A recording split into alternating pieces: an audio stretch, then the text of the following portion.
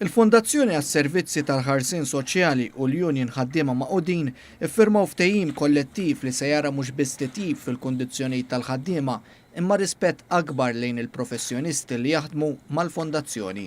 Fil-fatt permezz ta' dan il-ftehim ġiet introdotta allowance li tlaħħaq sa' €1,500 fis-sena għal professjonisti b'warrant. Proposta oħra tal-UHM dwar allowance ta' €700 fis-sena għal taħriġ kontinwu fil-professjoni wkoll ġiet milquha u tinsab f'dan il-ftehim.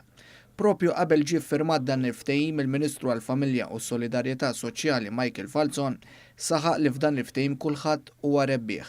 Huwa ftehim fejn rridu li kulħadd ikun rebbieħ fis-sens għandek ovvjament il-ħaddiema illi kif għadt tajjeb inti għandhom ftehim illi they should be proud of u juri diversi titjib.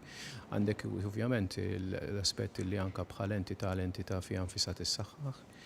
U għandek l-aspett li fl-aħħar mill-aħħar x'inhu l-importanti li nagħtu l-aħjar servizz il dawk in-nies hemm barra li jiġu jirrikorru għand l-aġenzija għas-servizzi tagħhom. Fid-dawl li fil-jiem li għaddew ħarġet statistika interessanti li turi x-xogħol bla qiegħda li l-ħaddiema tal-Fondazzjoni għandhom, il-kap eżekuttiv tal-FSWS Alfred Grixti spjega li l-eluf ta' każijiet li jiġu għand l-entitajiet li għaw taħt il-Fondazzjoni qed jiġu fidejn bosta professjonisti li b'dan il-ftehim issa qed jiġu premjati u rispettati. Dan il-ftehim kollettiv jirrikonoxxi dik il-professjonalità.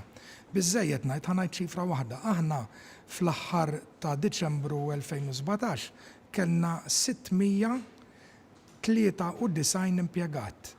Minn dawn 77% minnhom kienu l-professjonisti tagħna, ġifieri qed nitkellmu minn 693, 536 huma professjonisti. Il-kap eżekuttiv tal-UHM wara sodisfazzjon għal fatt li l-Gvern laqa' ftehim biex il-ħaddiema joffru servizz aħjar u iktar dinjetus. Ħanajtek ta' unur għalina bħala UHM Voice of the Workers li rnexxinna nagħlqu dal-ftehim li ħajkun qiegħed ittejjeb l-istruttura tal-Fundazzjoni u jsaħħaħ il-professjonijiet ta' ġo fiha.